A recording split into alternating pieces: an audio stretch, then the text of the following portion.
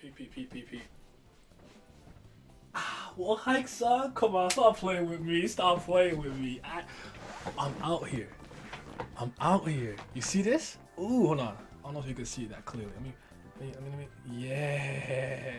So I think today's topic of discussion is interesting, and I'm flexing these shirts for a reason, by the way, but I need this channel to get to at least 6K before I reveal all that stuff, so hey, it is what it is. But are villains in Tower of God bad, lackluster, antagonists, bad guys, if you will? Do you guys find them bad, lackluster, good?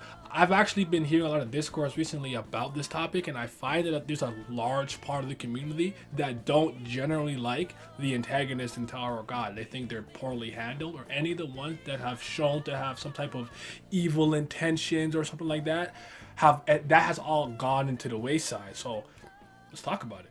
I think it's intriguing.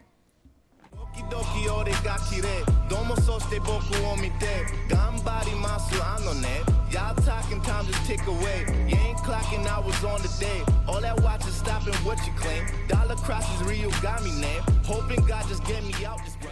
I genuinely find this type of stuff very interesting because it lets me see how people think, what their point of view is and perspective, and what their takeaways were as they were reading and experiencing something.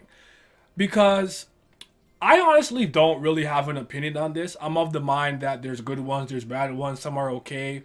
I have to see some of it play out before I could really get into it. But I also understand that I kind of view it differently. By which I mean this.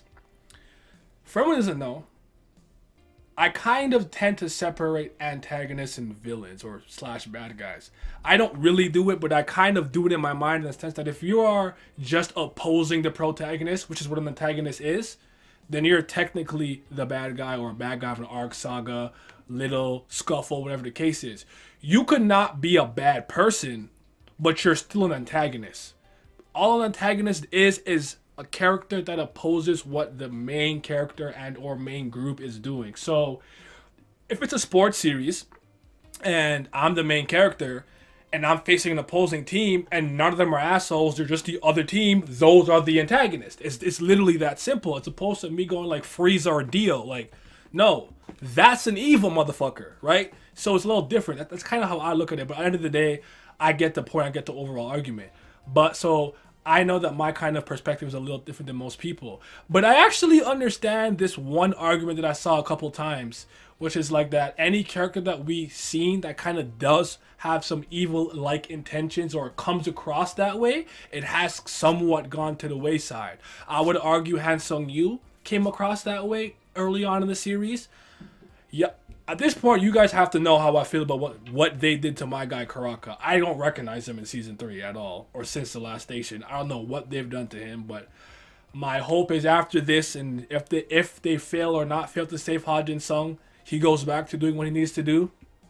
And then, to me, in a lot of ways, the most egregious version of this, in some ways, was White. But White still has his sadistic, psychotic tendencies, which is always nice to see. And it gave me hope when he pulled up on Caliban and he was like, I want those. Like he basically saw Bam as like, no, like I still want that. I still want the Soul Force and I want that. Like I'm not fucking with you. And I was like, yes, like, okay, good, because I'm tired of all these people following Bam and basically becoming low-key his minions and whatnot. So in that part, I get it. As far as the antagonists of arcs are bad, that's cap. First of all, let me start with Lopo B. Elaine, a.k.a. Kaiser the Name Hunter. You guys know how I feel about her. Fantastic. I loved her. I thought she was a great antagonist for an arc. I really like getting the backstory for her motivations, or in a lot of ways, lack of motivation to just kind of do the bidding of her family, because she kind of felt like it was her own mistake based on what happened with her being a princess of Jihad candidate and whatnot. And I'm like, okay, that's dope. The stealing the name things. We kind of went into that arc with a bang because Androssi had lost, and we know she's powerful, and she's also a Jihad princess, so we couldn't even believe that she had to get her name taken. There was a lot to consider here. The 10 bosses and all of that. So I thought she was fascinating. I think Caliban is great. I do admit that Caliban had to grow on me. I couldn't make heads or tails of him at first. in the last station because he was so inconsistent with him. Like, oh yeah, I killed Hanjin Sung. Did you really kill my master? I mean, like, he could be like, I'm not sure, like, I don't know, probably like, and then it's like, okay, like, I'm here to do the mission. I'm gonna kill the irregular. But I'm kind of interested in the irregular. Oh, the irregular hurt me? Damn, I should have, like, he was so all over the place. And I could use the argument that makes it a little more human because, like, human beings are a lot more multifaceted and contradictory in that sense. But as his role in this, as a story, as the bad guy for that arc, it was kind of hard to get a grasp on what he was thinking. But I think throughout season 3, seeing him as a common soldier and stuff has been actually like, okay, I can get behind him. He's actually become one of my favorite characters. I don't know if you guys see my video on him talking about how I think he has so much presence because he's just such a dominating figure. Like, he has so much presence. Even when the panel is not focusing on him, it's focused on somebody else. I do think it's important to consider the fact that this series, the ethics and morality throughout the tower is a little bit skewed and twisted. Like, there can be good and bad, righteous and evil, but people kind of just do things in service of self-interest, where it's like, I kind of don't look at things like good and bad, where I try to just find the middle ground of, like, I just try to analyze it for what it is in a vacuum. So it's like, if a character does something like, oh, they betrayed someone else and killed them in service of saving their team, I'm not going to trip like that. So it's like, you also have to kind of understand the general morality of the tower. There kind of is none. So everyone kind of for the most part is self-serving. I think that's something that a lot of them didn't consider when they were having this conversation. This isn't a series necessarily where it's just like, oh, this is the hero group, villain group clash. It's like, you can argue that FUG wants to take the king down and the Tengri families in service of the tower. It's a good thing because we don't even know what's going on behind the scenes with that, with V and Lucelek and stuff. Like, that could be vital. Like, you don't know that. So I think you have to consider that when you're thinking about it. You can't just go black and white. There has to be a gray area in there where you can really discuss it and take things case by case. And that's kind of how I go about it. So ultimately, I think there's good ones. Some that I'm like, meh. Some I'm like, okay, solid or did its job. And some that I still have hopes for. But in general, no, I don't think they're bad. I really don't. I thought Data Jihad was dope. Oh, come on now. Don't play with me. Don't play with me. I actually think Hell Joe is completely underrated. I think people underrate how awesome Hell Joe is. You can check out me and Inspirational's video talking about the Floor of Death and Hell Joe for more on that.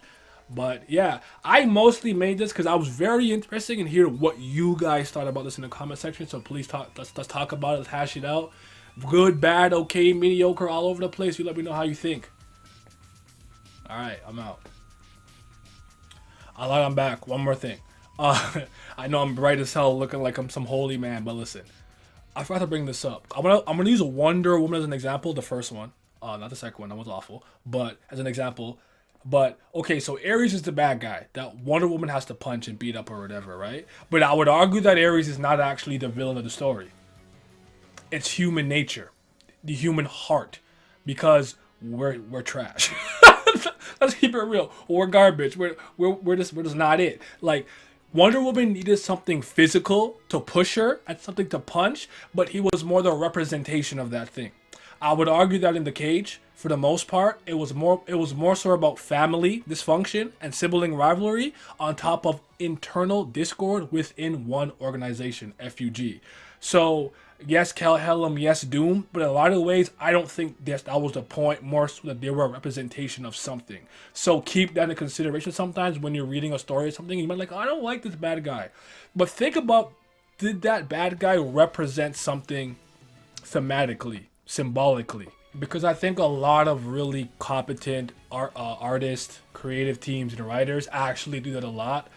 It's something that I've only considered since seeing Wonder Woman, but I do think Tower God did that a bit in season 3. So just keep that into consideration sometimes when you're looking at an antagonist, a bad guy, a villain, whatever you want to call it. Be like, is this person actually like who I'm supposed to take as the villain, so to speak, or do they represent something more? All right, take care. In my drugs, yeah, pour it in my cup, yeah. Sitting in my darkness with my ghouls, we pouring up. I don't really give a fuck, I don't really have a say. Yeah. You tell me that I suck, I tell you get up out my face. You got tears in your eyes, looking like a fool.